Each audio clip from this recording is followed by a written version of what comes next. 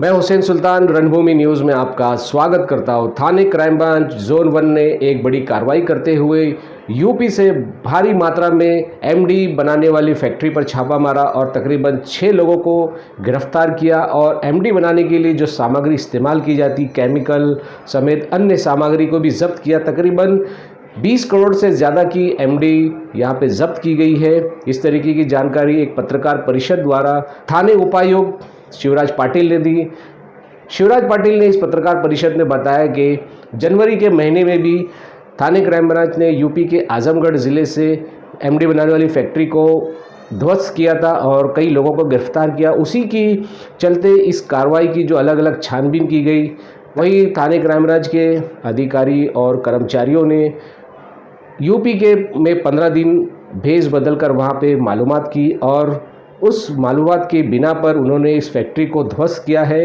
और इस तरीके की सामग्री जो एमडी बनाने के लिए नौजवान नस्ल को बर्बाद करने के लिए जो इस्तेमाल की जाती थी, उसको वहाँ पे ध्वस्त किया है। ये एक बहुत बड़ी सफलता मानी जा रही है थाने क्राइम ब्रांच की।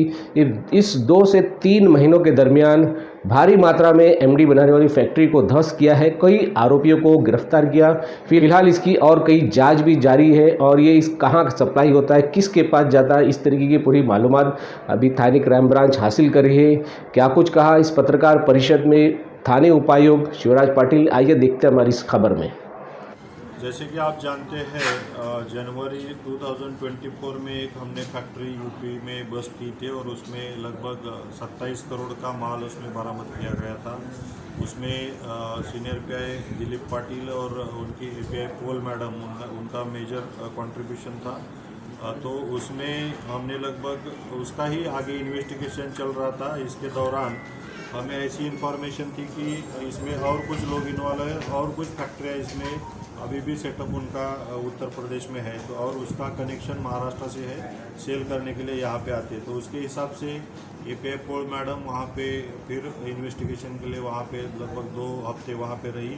वहाँ पे एसटीएफ उत्तर प्रदेश के जो ऑफिसर है अनिल कुमार सिंह साहब, इन्होंने भी उसमें बाकायदा पूरा मॉनिटर किया और इसके हिसाब से हमें 3 फैक्ट्रियाँ लोकेट हुई और कुछ लोग जो आरोपी हमने अभी पकड़े वो भी लोकेट हुए।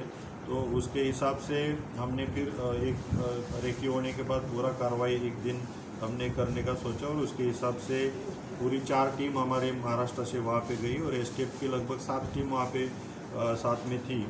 इसमें सब monitoring CP Thane Ashutosh Dumre sir कर रहे थे, एडिशनल सीपी पंजाबराव उगले सर भी यहाँ पे मॉनिटरिंग कर रहे थे और एसीपी नीलेश सोनोने साहब इसको लीड कर रहे थे। और ये पूरी टीम दिलीप पाटिल साहब, एपीआई पोल मैडम और बाकी हमारे ऑफिसर वहाँ पे और कांस्टेबल यादव, ये सब वहाँ पे थे। तो इसमें हमने जब रेड की तो वहाँ पे लगभग 2 फैक्ट्री हमने बस्ट की और लगभग जो माल मटेरियल मिक्सचर जो तैयार था वो मिक्सचर लगभग 6-7 घंटे में एमडी में उसको कन्वर्ट होता है बॉयल करके। तो वो मिक्सचर हमें वहाँ पे मिला। एमडी तैयार जो था वो कुछ मतलब कुछ घंटे पहले वहाँ से निकल गया था। तो ये जो हमें मिक्सचर मिला है वो लगभग 20 करोड़ 18 लाख 49 हज़ार का ये मिक्सचर हमने पकड़ा है। तो ये बड़ी कार्रवाई यहाँ पे हमें मिली है और उसमें मेन आरोपी 6 हमने पकड़े हैं जो कि ये सब रैकेट चलाते थे। जनवरी में भी ये वांटेड थे और ये भी जो फैक्ट्री हमने ये की है उसमें भी ये वांटेड थे। इसमें मेन आरोपी है संदीप इंद्रजीत तिवारी जो रहने वाला वाराणसी का है और ये सब मिक्सचर और ये केमिकल और टेक्निकल जो गाइडेंस था वो सब फैक्ट्रियों को यही करता था। उसके साथ एक विजय रामपाल यादव रहने वाला वाराणसी का है और बिंदु जो कई पटेल ये भी रहने वाला वाराणसी का। ये 3 मेन आरोपी थे जो ये सब मॉनिटर करते थे और उनके साथ हमने अनिल जायसवाल, नीलेश पांडे और विजय पाल, ये आरोपी भी हमने पकड़े हैं। तो लगभग ये पूरा गिरोह जो ये ड्रग रैकेट में था ये सब हमने पकड़ा है। अभी जो इसके सप्लाई करने वाले जो ये फैक्ट्री से लेके आके बेचने वाले हैं वो अभी अरेस्ट करने बाकी है, उसका भी इन्वेस्टिगेशन चल रहा है और उसमें आगे जाके और भी लोग अरेस्ट होने वाले हैं। तो एक बहुत ही बड़ी कार्रवाई यहाँ पे थाना पुलिस और एसटीएफ उत्तर प्रदेश के साथ में मिलकर की है। इसमें एसटीएफ के officer additional SP Vinod Kumar Singh ये भी इसमें साथ में हमारे काम कर रहे थे।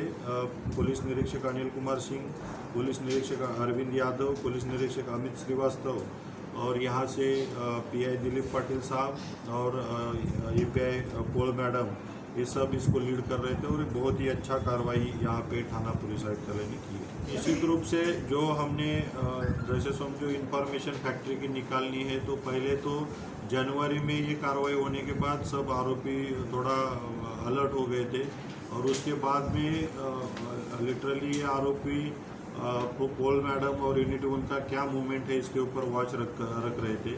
तो ये होते समय ये ऑब्स्टेकल होने के बावजूद पोल मैडम ने वहाँ पे जाके खुद को हाइड करके वहाँ पे इंफॉर्मेशन निकालना, वहाँ पे फैक्ट्री लोकेट करना, आरोपियों को लोकेट करना एक बहुत बड़ा चैलेंज था और ये एपीआई पोल मैडम ने एकदम बेखूबी निभाया है और ये बहुत ही चैलेंजिंग जॉब था और उसमें सक्सेस मिलना बहुत इम्पोर्टेंट था, तो वो सक्सेस भी हमें मिला है।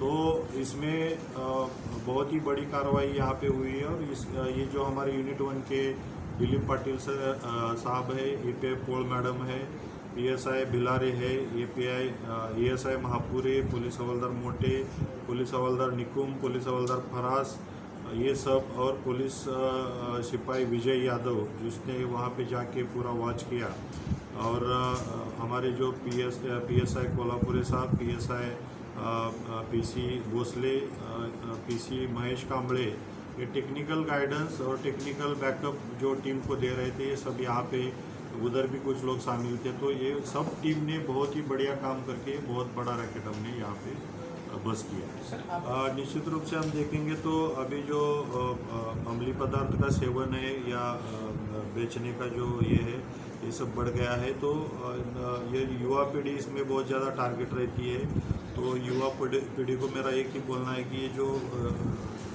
एक टेम्पररी आपको नशा मिलता है, लेकिन इससे पूरा बॉडी के ऊपर, आपके मेडिकल फिजिक के ऊपर पूरा इसका ऊपर बहुत ही बुरा असर होता है और पूरा मानसिक संतुलन भी इसमें खो चुके हैं। कोई कहाँ पे डेथ भी इसकी एक्सट्रीम कंडीशन में होती है।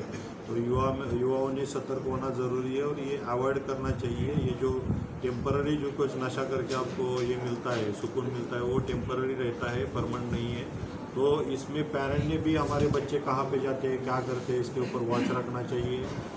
स्कूल इंस्टीट्यूट है, कॉलेज इंस्टीट्यूट है, उन्होंने भी हमारे स्कूल के बच्चों में क्या चल रहा है, आसपास कुछ ये अम्लीय पदार्थ बेच रहे हैं नहीं बेच रहे, इसका वॉच रखना चाहिए और ऐसी कोई इन्फॉर्मेशन है तो पुलिस को इन्फॉर्म करनी चाहिए। और सब मीडिया हो या आम सिटीज़न हो, सब ने इसके ऊपर वॉच रखना चाहिए। ये आगे जाके हमारे घर तक भी पहुंच सकता है, हमने देखना चाहिए। और अगर ऐसा हमारे एरिया में कहाँ पे भी ऐसा दिखाई दे तो निश्चित रूप से ये पुलिस को इन्फॉर्म करके हम जो